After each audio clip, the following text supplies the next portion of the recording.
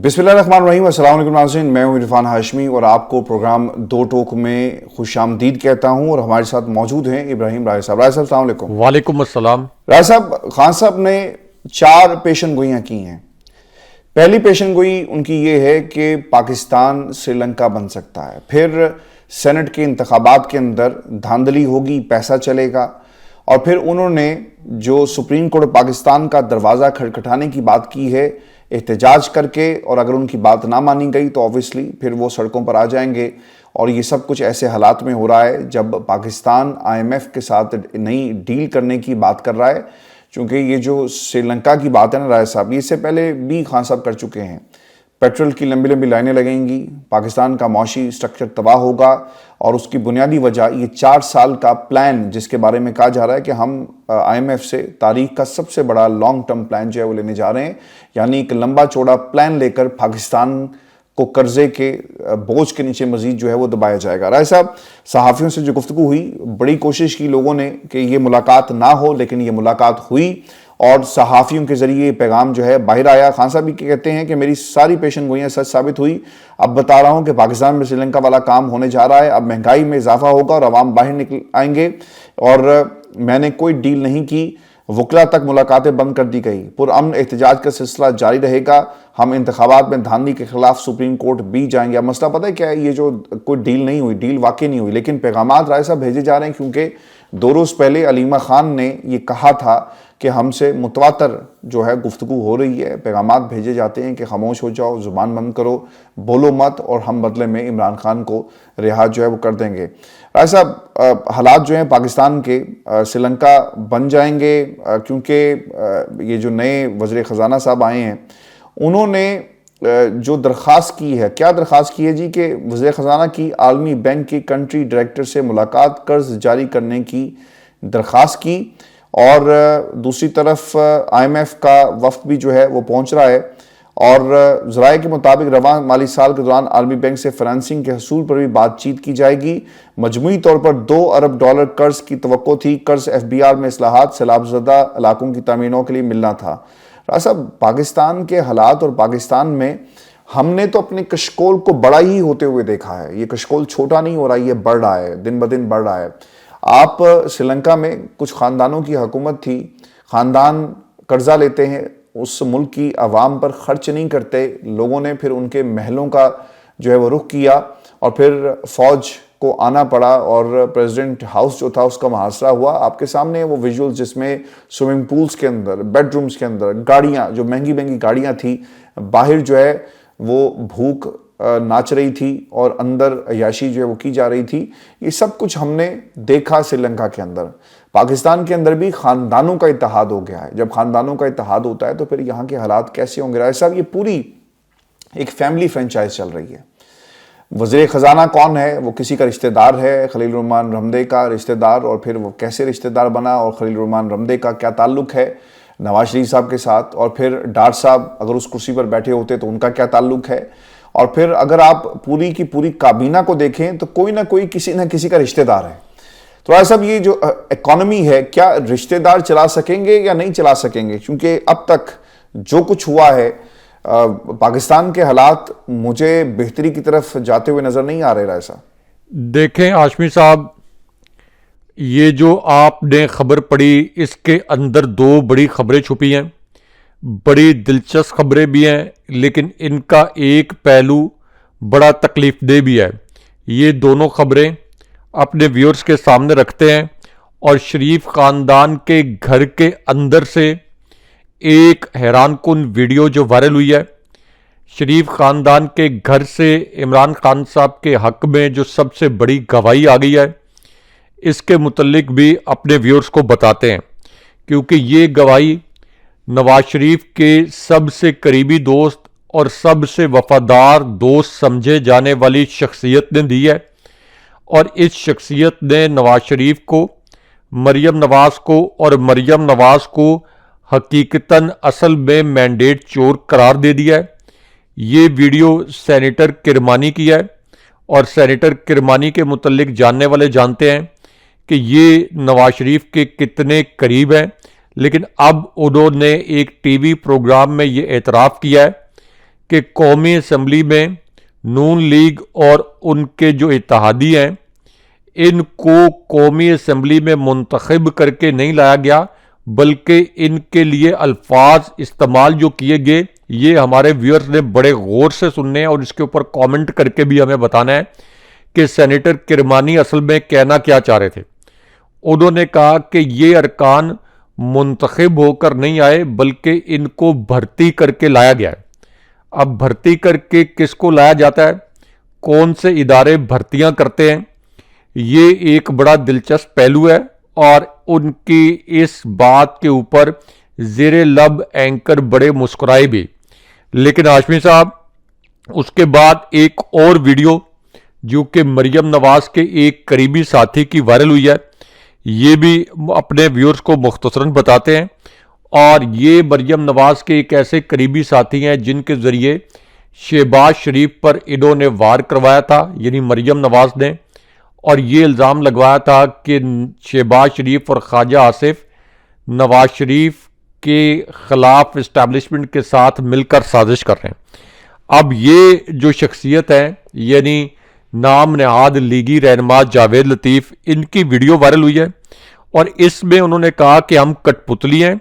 ये बात इंतहाई शर्मिंदगी वाली है। हकीकत ये है कि हमें सादा अक्सरियत भी नहीं मिली, मांग तांग कर हमने बंदे इकट्ठे किए, उसके बाद ज़बरदस्ती हमारी हुकूमत बना दी गई। हमारी हुकूमत बनती नहीं थी। कुछ लोग 8 फरवरी को जीते लेकिन 9 फरवरी को बहुत से लोगों को ज़बरदस्ती जितवा दिया गया, यानी सेनेटर मुशाहिद हुसैन सैयद, सेनेटर किरमानी और जावेद लतीफ़, इनके घर के अंदर से, शरीफ ख़ानदान के घर के अंदर से गवाहियाँ आ रही हैं कि ये मैंडेट चोर हैं और इन्होंने पाकिस्तानी अवाम का मैंडेट चुराया है। लेकिन यहाँ पर हाशमी साहब एक मारूफ एंकर की भी एक वीडियो वायरल हुई है, काशिफ अब्बासी साहब की, और उन्होंने कहा कि मरियम नवाज ये जो इम्प्रेशन दे रही हैं कि मैं बड़ी रूथलेस हूँ, तो उनको ये पता होना चाहिए कि पहले ये फैसला कर लें कि क्या कोई पुरअमन एहतजाज मुल्क को अदम इस्तेहकाम से दो चार कर सकता है। और उसके बाद उन्होंने कहा कि आपका कोई हक नहीं है कि आप पुरअमन एहतजाज के खिलाफ इस तरह का क्रैकडाउन करें। लेकिन यहाँ पर क्विकली एक और वीडियो क्लिप और इससे जुड़ी जो खबर है ये भी अपने व्यूअर्स को बताएं, क्योंकि जो हाफिज फरत अब्बास पीटीआई के एमपी हैं इनको जंजीरों में जकड़ा गया, अदालत में जंजीरों में जकड़कर पेश किया गया और 4 दिन तक इनको इनके फैमिली मेंबर्स के साथ नहीं मिलने दिया गया। कसूर सिर्फ इतना है कि मरियम नवाज जो जाली तरीके से पंजाब में मुसल्लत हुई, यहाँ पर उन्होंने एहतजाज की जुर्रत कर ली। लेकिन यहाँ पर हाशमी साहब एक और बड़ी ब्रेकिंग न्यूज़ जो कि फार्म 45 के मुतल्लिक है, अगेन पाकिस्तान के मरकजी मीडिया ने इस खबर को नशर नहीं किया, इसके मुतल्लिक बताते हैं अपने व्यूअर्स को, क्योंकि ये खबर आई है कैसरा इलाही साहिबा और चौधरी सालिक हुसैन का जो एक इंतखाबी मार्का था, अगरचे ये एक 1 साइडेड मुकाबला था और कैसरा इलाही बहुत बड़े मार्जिन से ये इलेक्शन जीती। लेकिन अब इलेक्शन कमीशन ने इसका जो एक फॉर्म 45 जारी किया है जो कि एक जाली फॉर्म 45 है, इसमें अगर आप गौर से देखें तो कैसरा इलाही के जो वोट हैं ये पेन से काट कर कम कर दिए गए और सालिक हुसैन के उतने ही वोट जो है बढ़ा दिए गए ताकि टोटल में कोई फर्क नजर ना आए, लेकिन इधर से वोट जो है वो उस तरफ चला जाए। आप अंदाजा कर लें कि इस वक्त इस नाकाम फ्रॉड और शर्मनाक रियासत में किस किस्म के घिनौने खेल खेले जा रहे हैं। लेकिन हाशमी साहब यहाँ पर इमरान खान साहब पर हमले के मुतल्लिक जो एक इंतहाई तशवीशनाक खबर आई है, जो एक मुसद्दका खबर आई है, जो कि एक मुलाकात से भी जुड़ी हुई है, इसके मुतल्लिक भी अपने व्यूअर्स को बताना बड़ा ज़रूरी है, क्योंकि इस खबर को पाकिस्तान के किसी एक चैनल ने भी नशर नहीं किया। लेकिन ये मुलाकात किससे हुई और क्या पैगाम पहुंचाया गया इमरान खान साहब पर हमले के हवाले से, ये बहुत तशवीशनाक खबर है। इस खबर में ये कहा गया और इस इंकशाफ में ये कहा गया कि इस साल का जो 11वां महीना है, पाकिस्तान के अंदर 11वां महीना हमेशा बड़ा इम्पोर्टेंट होता है। ये जो नवंबर का महीना है ये एक बड़े ख़ास रेफरेंस की वजह से बड़ा इम्पॉर्टेंट होता है। ये गैस करने वाले गैस कर सकते हैं कि क्यों ये इम्पॉर्टेंट होता है। तो ये कहा गया इस इंकशाफ में कि इस नवंबर से पहले इमरान खान साहब का कांटा निकालने के लिए, यानी इमरान खान साहब को खुदा न खास्ता जान से मारने के लिए बहुत सी अटेम्प्ट की जाएंगी। ये प्लान बनाया गया है इस इंकशाफ के मुताबिक कि इमरान खान साहब की जान लेने की कोशिश की जाएगी। उसके बाद एक और बड़ी खबर जो मैंने अपने प्लेटफॉर्म पर ब्रेक भी की थी, उस खबर की भी अब तस्दीक कर दी गई है कि इमरान खान साहब को बनी गाला मुंतकिल करने की तजवीज़ पेश की गई। जाहिर है कि किसकी जानिब से पेश की जा सकती है, सब जानते हैं कि रावलपिंडी के हलकों की जानिब से। अब इस पर इंकशाफ ये किया गया है कि असल में इमरान खान साहब को बनी गाला मुंतकिल करके खुदा न खास्ता वहाँ पर इमरान खान साहब को नुकसान पहुँचाने की कोशिश करने का एक प्लान बनाया गया था, ताकि ये तासुर न बने कि इमरान खान साहब को जेल में कोई नुकसान पहुँचा, और जिस किस्म की एहतजाज की लहर उठनी थी उस किस्म की एहतजाज की लहर को अवॉइड किया जा सके और ये तासुर बनाया जा सके कि इमरान खान साहब को तो मुज़ाकरात के लिए बनी गाला शिफ्ट कर दिया गया था। अब अगर वहाँ पर चंद हफ्तों के बाद खान साहब को कुछ हो गया तो इसमें किसी का क्या कसूर है।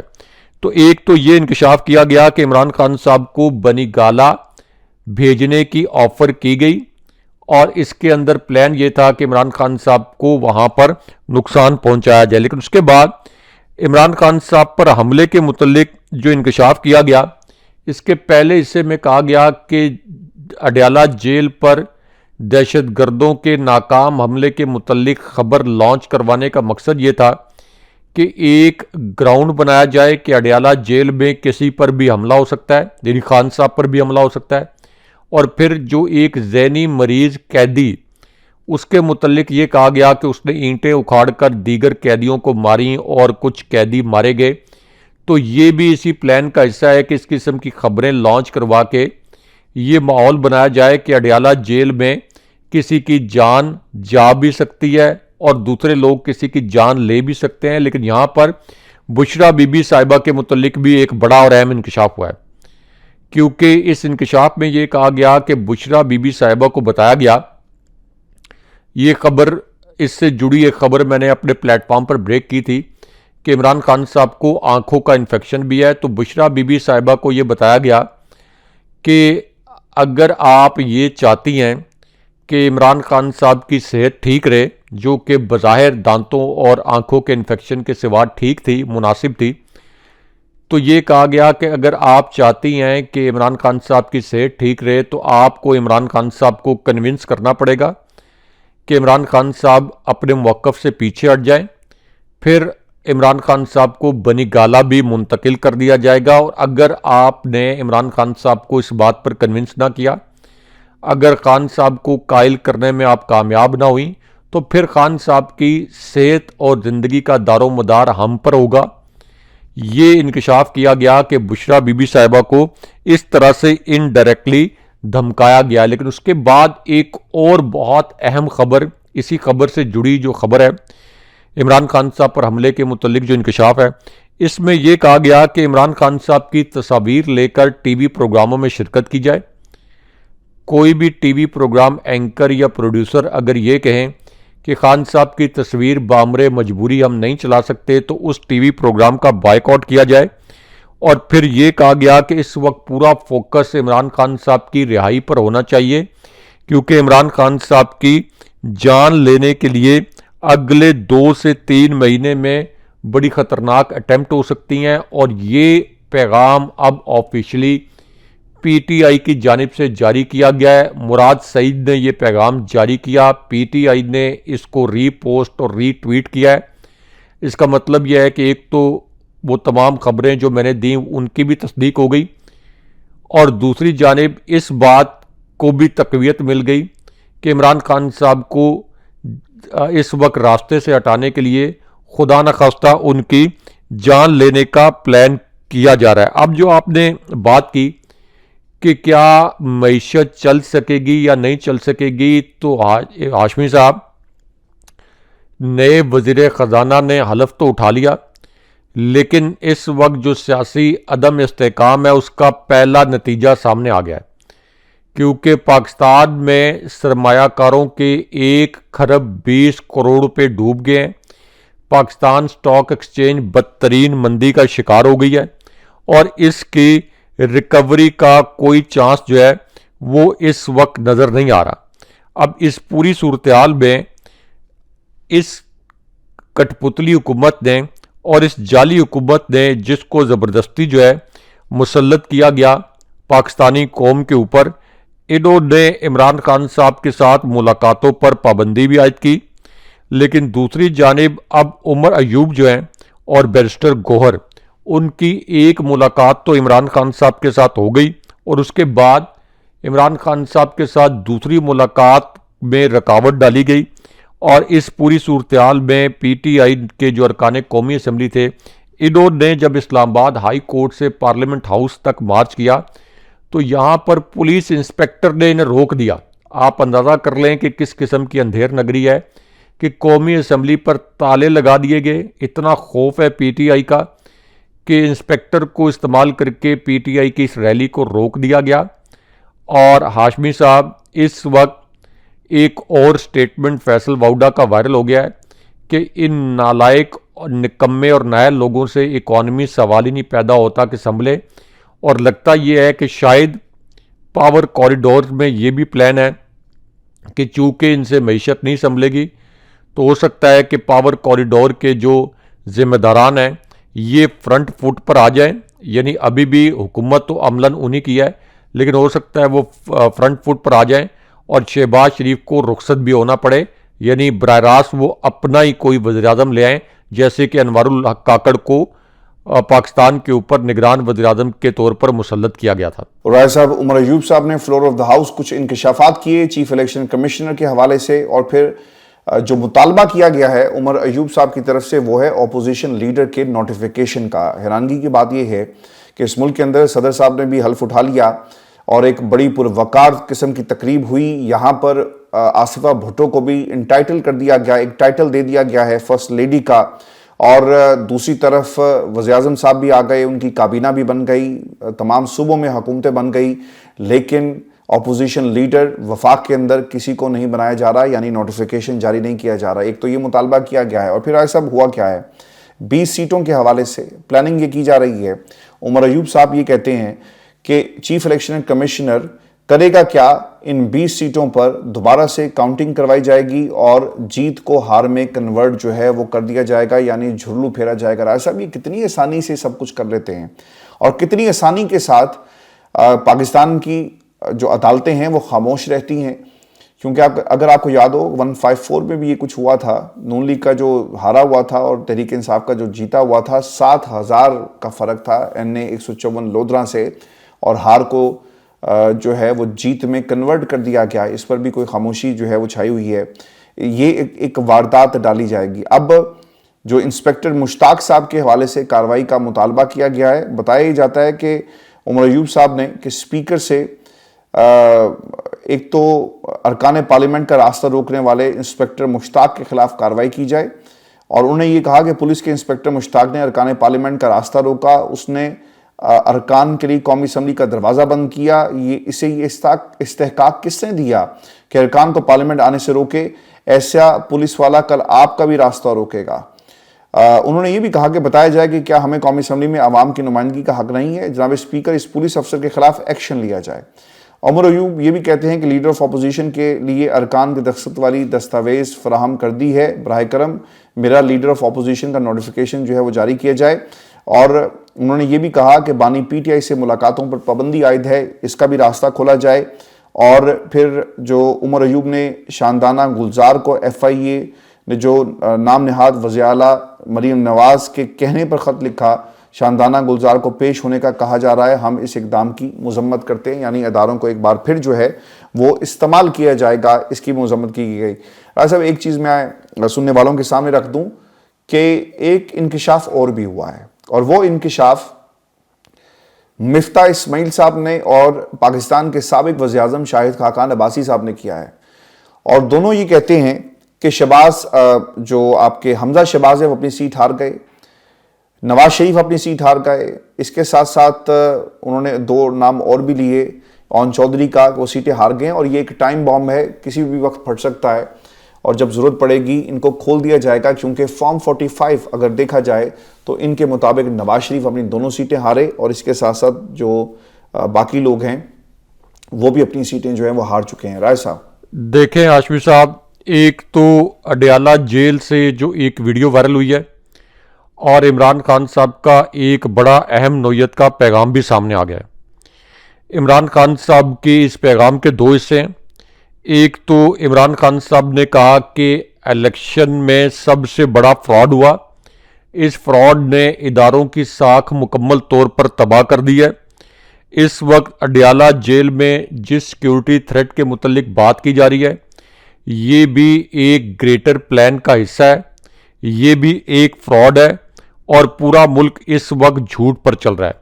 खान साहब ने कहा कि तमाम इदारों को तबाह कर दिया गया, इलेक्शन में पीटीआई को मैदान में नहीं आने दिया गया, वोटर ने पोलिंग डे पर इनसे वोट डालकर बदला लिया है, लेकिन वोट के जरिए जो इतनी बड़ी तब्दीली आई, इस तब्दीली को तस्लीम नहीं किया गया और कौम से जो एक जमहूरी मैंडेट है इसको छीन कर कौम की उम्मीद ख़त्म कर दी गई। और फिर खान साहब ने कहा कि मेरी सारी इससे पहले पेशगोइयाँ सच साबित हुई हैं।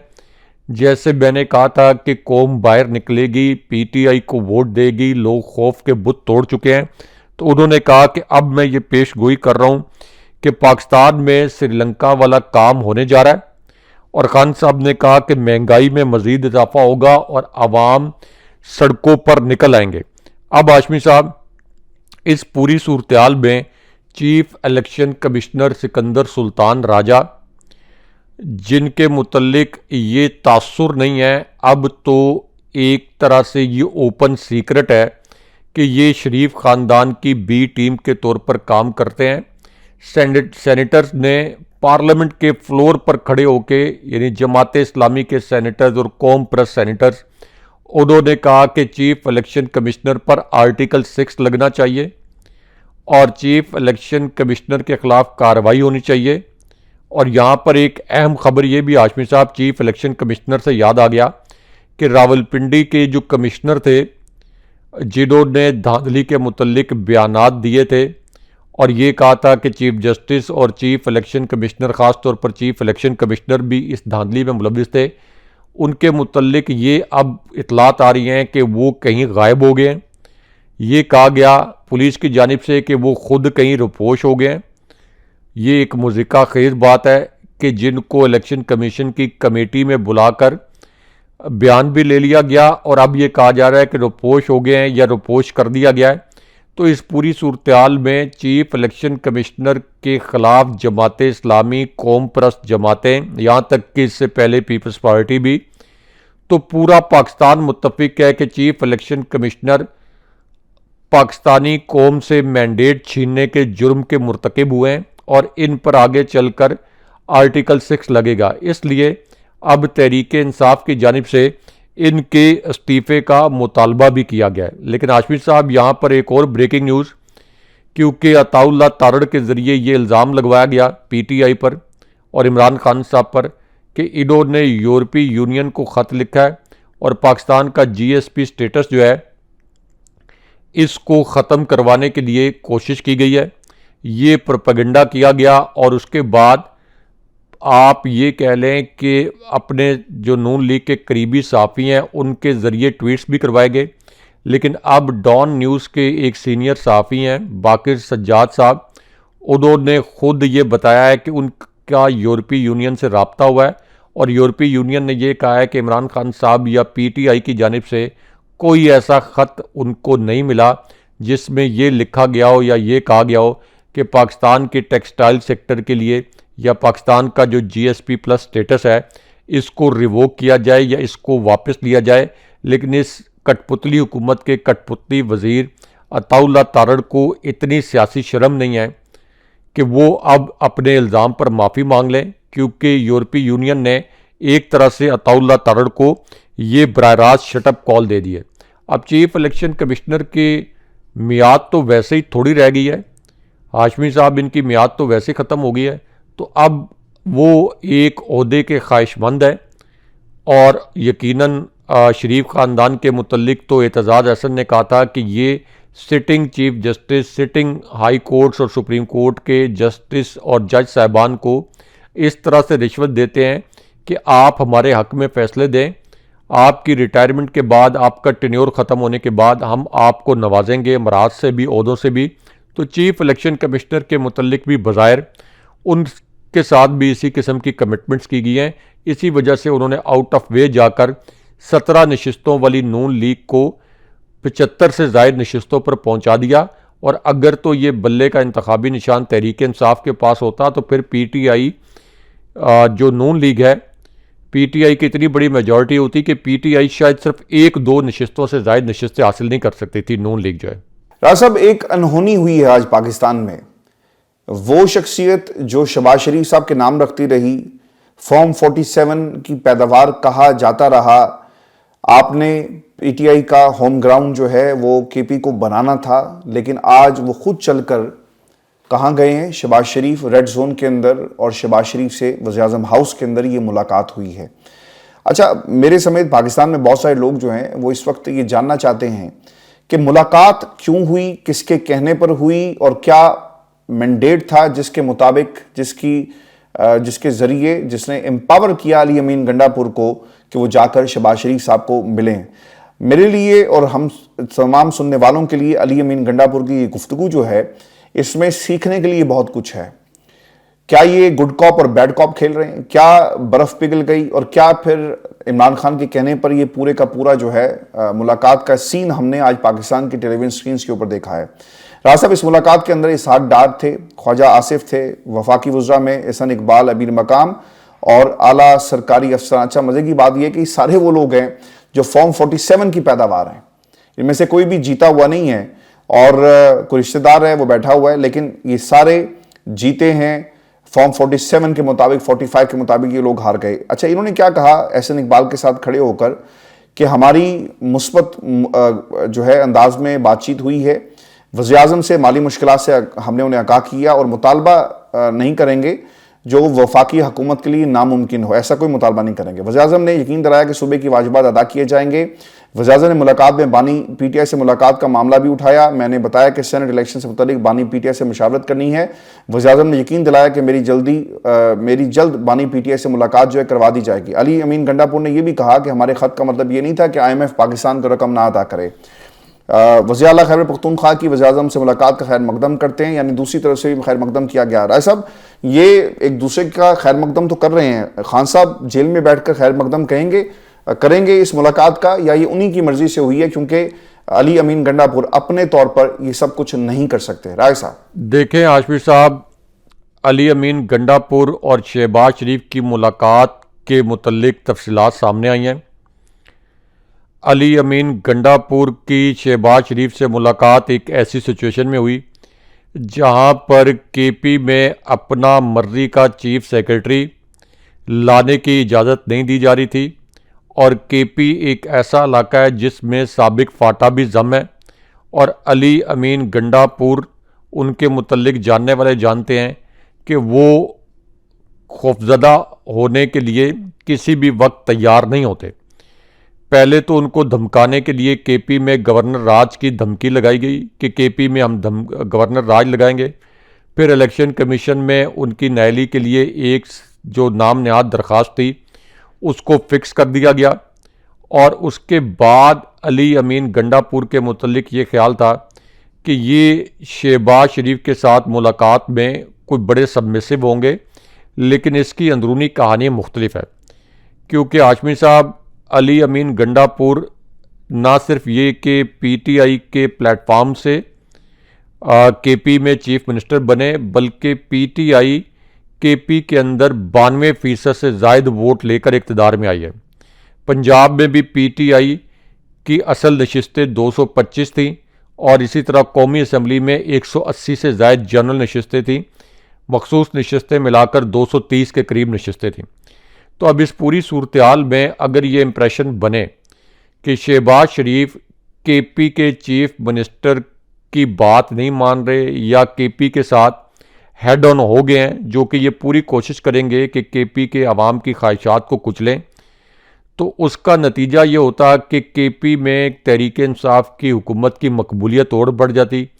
अली अमीन गंडापुर, जिनका स्टेचर हालिया दिनों में बहुत ज़्यादा बड़ा, ख़ास तौर पर जब उनको गिरफ़्तार किया गया, वो एक कौमी सतह के पीटीआई के रहनुमा के तौर पर सामने आए, तो असल कोशिश ये की शहबाज शरीफ ने ख़ुद उनको प्रोटोकॉल देकर और ख़ुद उनका इस्तकबाल करके, उनके साथ चिकनी चुपड़ी बातें करके, कि कहीं ऐसा ना हो कि अली अमीन गंडापुर का जो एक सियासी प्रोफाइल है वो पहले ही इतना बड़ा है पीटीआई की वजह से, केपी के चीफ मिनिस्टर होने की वजह से, तो ऐसा ना हो कि ये प्रोफाइल इतना बड़ा बन जाए कि हम सब के प्रोफाइल जो कि पहले ही ना होने के बराबर हैं, ये मुकम्मल तौर पर गहना जाएं। इसलिए शहबाज शरीफ के साथ और ये जो मुलाकात हुई जिसमें शहबाज शरीफ ने बज़ाहिर उनसे मस्बत माहौल में बात की, लेकिन असल तो बात यह है कि शहबाज शरीफ जाली वज़ीर-ए-आज़म है और दूसरी जानिब एक असल वज़ीर-ए-आला और मुंतखब वज़ीर-ए-आला की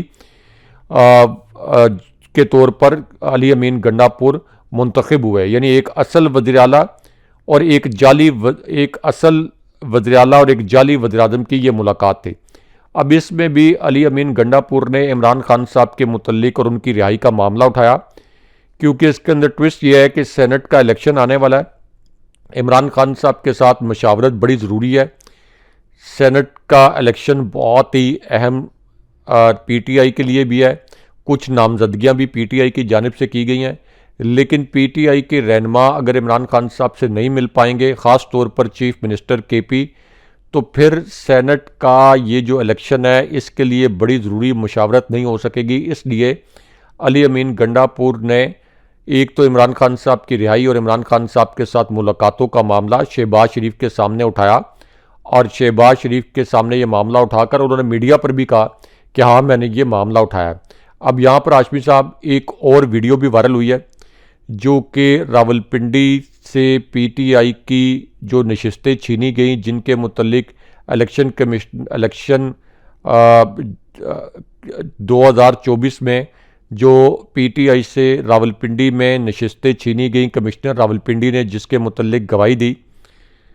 अब इस पूरी सूरत हाल में रावलपिंडी से तहरीक लब्बैक के उम्मीदवार की एक नई वीडियो वायरल हुई है और उन्होंने ये कहा है कि मेरे पास अब भी फार्म 45 महफूज हैं और इन फार्म 45 के मुताबिक पिंडी की तमाम नशिस्तें पीटीआई ने जीती थी, और अगर नून लीग ने ये पीटीआई की नशिस्तें जीती हैं तो वो अपने फार्म 45 सामने लेके आएँ, लेकिन नून लीग का कोई भी उम्मीदवार ये फार्म 45 अब तक सामने नहीं लेके आया। इसी वजह से पूरी दुनिया का मीडिया इनको थीफ प्राइम मिनिस्टर यानी चोर प्राइम मिनिस्टर और थीफ चीफ मिनिस्टर यानी चोर चीफ मिनिस्टर, और इसी तरह जो आपके आलमी मीडिया है जिसमें सबको पता है कि अल जज़ीरा ने इनके लिए मैंडेट थीफ का लफ्ज़ इस्तेमाल किया था अपनी हेडलाइन में, तो इसी वजह से शरीफ ख़ानदान को आलमी सतह पर भी रुसवाई का सामना है।